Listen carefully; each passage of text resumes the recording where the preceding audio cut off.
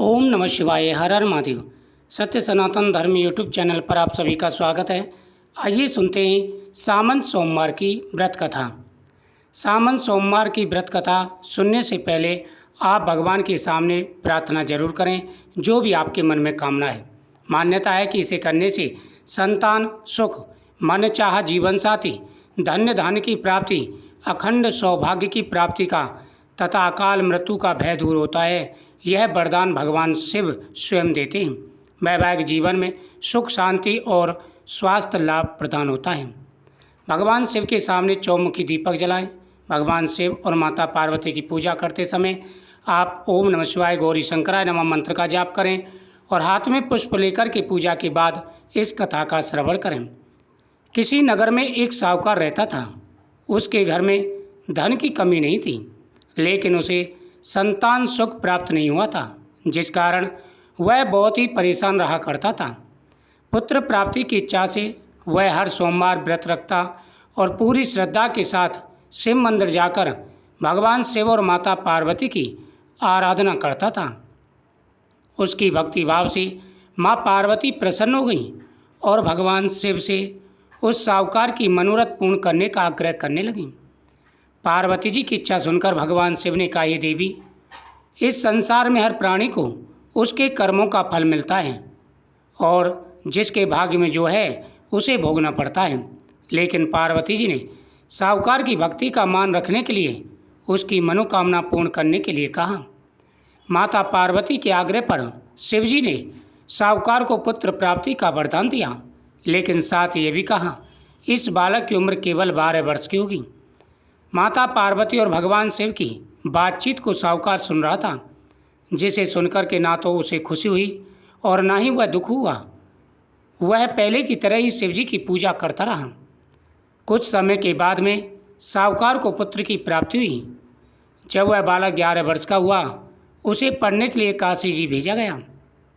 साहूकार ने पुत्र के मामा को बुलाया और उसे बहुत सारा धन दिया और कहा, तुम इस बालक को काशी जी विद्या प्राप्त करने के लिए ले जाओ और मार्ग में यज्ञ कराते जाना। जहाँ भी यज्ञ कराओ वहाँ ब्राह्मणों को भोजन कराकर दक्षिणा देते हुए जाना। दोनों मामा भांजे इसी तरह यज्ञ कराते और ब्राह्मणों को दान दक्षिणा देते हुए काशी जी की तरफ चल पड़े। रास्ते में एक नगर पड़ा, जहाँ नगर के राजा की कन्या का विवाह था। लेकिन जिस राजकुमार से उसका विवाह होना था वह एक आंख से काना था, जिसकी जानकारी लड़की और उसके घर वालों को नहीं थी। राजकुमार के पिता ने अपने पुत्र के काना होने की बात को छुपाने के लिए एक चाल सोची। साहूकार के पुत्र को अमर को देख करके उसने सोचा कि क्यों ना इस लड़के को ही दूल्हा बनाकर राजकुमारी से विवाह करा दिया जाए। विवाह के बाद इसको धन देकर के विदा कर दूंगा और राजकुमारी को अपने नगर ले आऊँगा। उसने लड़के को दूल्हे के वस्त्र पहनाकर राजकुमारी से उसका विवाह करा दिया। लेकिन साहूकार का पुत्र ईमानदार था। उसने मौका पाकर राजकुमारी की चुन्नी पर लिख दिया, तुम्हारा विवाह तो मेरे साथ हुआ है, लेकिन जिस राजकुमार के साथ तुम्हें भेजा जाएगा वह एकांक से काना है। मैं तो काशी जी पढ़ने जा रहा हूँ। राजकुमारी ने चुनरी पर लिखी बात अपने माता पिता को बताई। राजा ने अपनी पुत्री को विदा नहीं किया। दूसरी ओर साहूकार का लड़का और उसका मामा काशी पहुँचे और वहाँ जाकर उन्होंने यज्ञ किया। जिस दिन लड़के की आयु 12 साल की हुई, उसी दिन यज्ञ रखा गया था। लड़के ने अपने मामा से कहा, मेरी तबीयत कुछ ठीक नहीं है। मामा ने कहा, तुम अंदर जाकर के सो जाओ। शिवजी के वरदान स्वरूप कुछ ही देर में उस बालक के प्राण निकल गए। मृत भांजे को देखकर उसके मामा ने रोना शुरू किया। संयोगवश उसी समय शिवजी और माता पार्वती उधर से जा रहे थे। पार्वती ने भगवान शिव से कहा, स्वामी, मुझे इसके रोने के स्वर सहन नहीं हो रहे, आप इस व्यक्ति के कष्ट को अवश्य दूर करें। जब शिवजी मृत बालक के समीप गए तो वह बोले कि यह तो उसी साहूकार का पुत्र है जिसे मैंने 12 वर्ष की आयु का वरदान दिया था। अब इसकी आयु पूर्ण हो चुकी है। लेकिन मातृभाव से विभोर माता पार्वती ने कहा, ये महादेव, आप इस बालक को और आयु देने की कृपा करें, अन्यथा इसके वियोग में इसके माता पिता भी तड़प तड़प कर मर जाएंगे। माता पार्वती के आग्रह पर भगवान शिव ने उस बालक को जीवित होने का वरदान दिया। शिव जी की कृपा से वह बालक जीवित हो गया। शिक्षा समाप्त करके लड़का मामा के साथ अपने नगर की ओर चल दिया।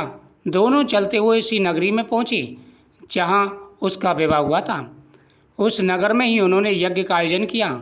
उस लड़के के ससुर ने उसे पहचान लिया और महल में ले जाकर के उसकी खातिरदारी की और साथ ही साथ अपनी पुत्री को भी बताया, हे पुत्री, देखो, जिस राजकुमार से तुम्हारा विवाह हुआ था उसे मैं ले आया हूँ। जब लड़की ने देखा तो वह बड़ी प्रसन्न हुई। इधर राजा ने कुछ समय उनको रख करके फिर लड़का लड़की दोनों को विदा किया।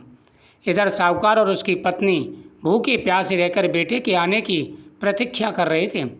दोनों ने प्रण लिया था कि यदि उन्हें अपने बेटे की मृत्यु का समाचार मिला तो वह अपने शरीर को त्याग देंगे। परंतु अपने बेटे के जीवित होने की बात सुनकर वह बेहद प्रसन्न हुए। उसी रात भगवान शिव ने व्यापारी के सपने में आकर कहा, मैं तेरे सोमवार के व्रत करने और व्रत कथा सुनने से बेहद ही प्रसन्न हुआ हूँ। इसी वजह से मैंने तेरे पुत्र को लंबी आयु का वरदान दिया है। यह सुनकर के साहूकार बड़ा प्रसन्न हुआ। उसके बाद में हर सोमवार वह व्रत करने लगे। कथा सुनने के बाद में भगवान शिव की आरती जरूर करें। ओम जय शिव ओंकारा, स्वामी जय शिव ओंकारा, ब्रह्मा विष्णु सदा शिव हरिदांगनी धारा। ओम हरे हरे हरे महादेव, एकानन चतुरानन पंचानन राजय, हंसासन गरुणासन वृषवाहन साजे। ओम जय शिव ओंकारा, दो भुज चार चतुर्भुज, दस भुज अति सोहे, त्रिगुण रूप निरखत तिरुवन जन मोहे। ओम जय शिव ओंकारा, अक्षमाला वनमाला मुंडमाला धारी, त्रिपुरारी कंसारी करमाला धारी। ओम जय शिव ओंकारा, श्वेतांबर पीतांबर बागंबर अंगे, सनकादित्य गरुणादित्य भूतादित्य संगे। ओम हरे हरे हरे महादेव, कर के मध्य कमंडल चक्रत शूलधारी, जग करता जग हरता जग संहार करता। ओम जय ब्रह्मा विष्णु सदा शिव जानत अब बेका, प्रणवाक्षर के मध्य ये तीनों एका। ओम हरे हरे हरे महादेव, त्रिगुण स्वामी जी की आरती जो कोई नर गावे, कहते शिवानंद स्वामी मन वांछित फल पावे। ओम हरे हरे हरे महादेव, बोल शिव शंकर भगवान की जय। त्वमेव माता च पिता त्वमेव बंधु च सखा त्वमेव विद्याधरणं त्वमेव सर्वं मम देव देवा। भगवान शिव की आरती के बाद भगवान को नैवेद्य समर्पित करें और सभी प्रसाद खाएं, आपकी मनोकामना अवश्य पूरी होगी।